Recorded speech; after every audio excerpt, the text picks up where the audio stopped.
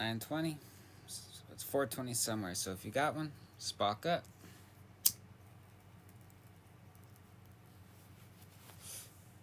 All right.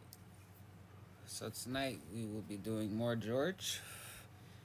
Um, this is another one recommended by 428 Chase.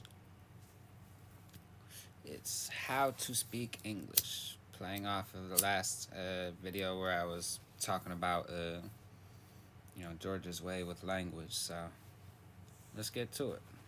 I'm tired of television announcers, hosts, newscasters, and commentators nibbling away at the English language, making obvious and ignorant mistakes.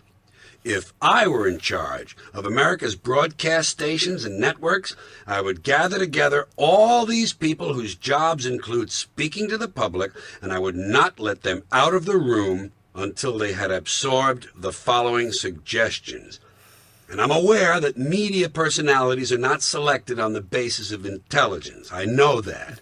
And I try to make allowances for it. Believe me, I really... All of corporate media. Rachel Maddow don't get paid $34,000 a day because of how intelligent she is. She gets paid $34,000 a day to not question the bullshit coming out of her mouth. And that's just one example of many from all the networks. I'm not picking sides. They're both terrible. try, but still, there are some liberties taken with speech that I think require intervention, if only for my own sake. I won't feel right if this chance goes by and I keep my silence. Number one, the English word fort, spelled F-O-R-T-E, and meaning specialty or strong point, is not pronounced forte. Got that? It's pronounced fort. The Italian word forte, F-O-R-T-E, used in music notation, is pronounced forte, and it instructs the musician to play loud. She plays the skin flute, and her fort is playing forte. Look it up if you don't believe me. And don't give me that whiny shit. Forte is listed as the second preference. There's a reason it's second, because it's not first. Here's another thing. You hear this all the time. And believe me when I tell you, irony deals with opposites. It has nothing to do with coincidence.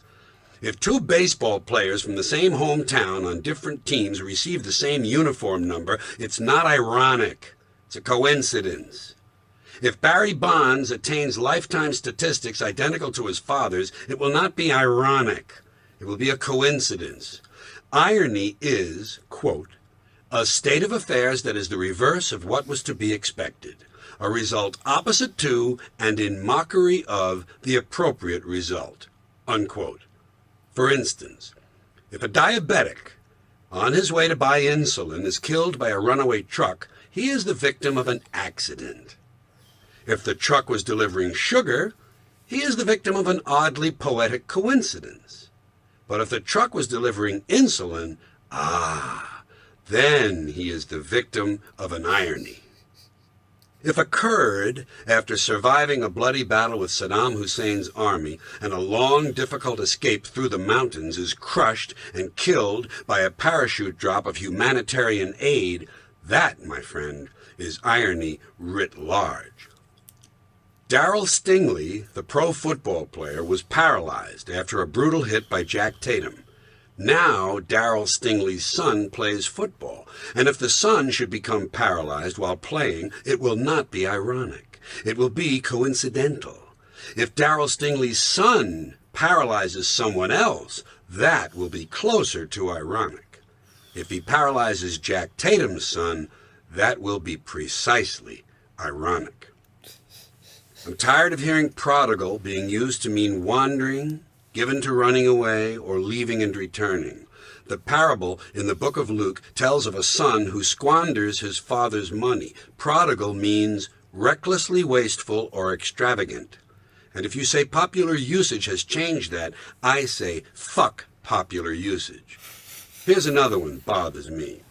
The phrase sour grapes does not refer to jealousy or envy. nor is it related to being a sore loser. It deals with the rationalization of failure to attain a desired end. In the original fable of Aesop, The Fox and the Grapes, when the fox realizes he cannot leap high enough to reach the grapes, he rationalizes that even if he had gotten them, they would probably have been sour anyway. Rationalization. That's all sour grapes means. It doesn't deal with jealousy or sore losing. Yeah, I know, you say. Well, many people are using it that way, so the meaning is changing. And I say, well, many people are really fucking stupid, too. Should we just adopt all their standards? Here's another one. Strictly speaking, celibate does not mean not having sex.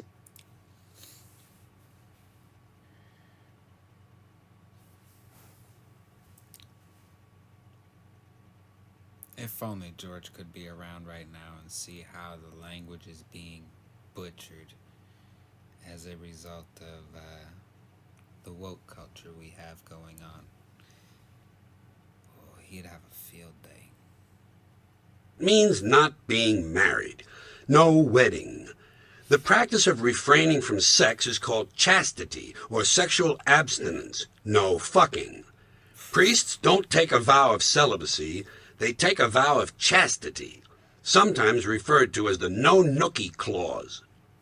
And speaking of sex, the Immaculate Conception does not mean Jesus was conceived in the absence of sex.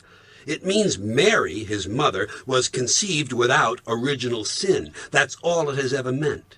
And according to the tabloids, Mary is apparently the only one who can make such a claim. The Jesus thing is called virgin birth. Even Catholics get that one wrong. Momentarily means for a moment, not in a moment. The word for in a moment is presently. I will be there presently, Dad, and then, after pausing momentarily, I will kick you in the nuts. No other option and no other alternative are redundant. The words option. Trying to think. Does momentarily apply to me? Have I used that wrong? I might have. I don't know. And alternative already imply otherness. I had no option, Mom. I got this huge erection because there was no alternative. This rule is not optional. The alternative is to be wrong. You should not use criteria when you mean criterion, for the same reason that you should not use criterion when you mean criteria.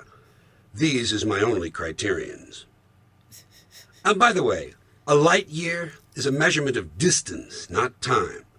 It will take light years for young basketball players to catch up with the number of women Wilt Chamberlain has fucked. Is a scientific impossibility. Probably in more ways than one.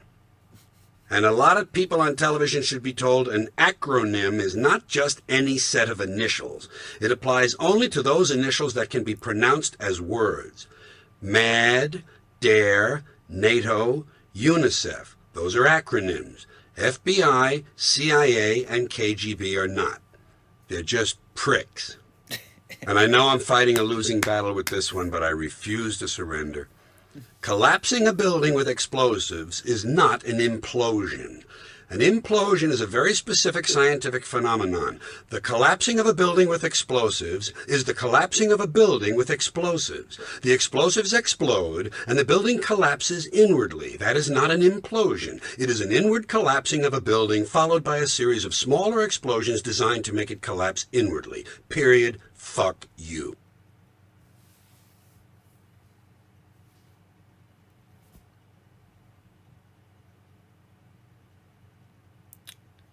I'm really curious when he came out with this. After that last one. If it was before or after a certain date. We all know what date that is.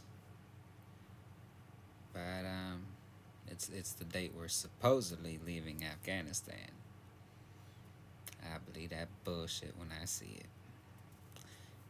Anyways, George did it again. Gave us all an English lesson. Okay, out of the way. That was my reaction. If If you liked it, go ahead, hit the like button. If you didn't like it, hit the dislike. Tell me why you ain't like it in the comments. Um, can leave a request in the comment. If not, I still got other requests from lists that I haven't done yet. Don't forget to subscribe. Link to the original video will be in this description, as will a link to order my teas. Other than that, stay blazing. Y'all have a nice night.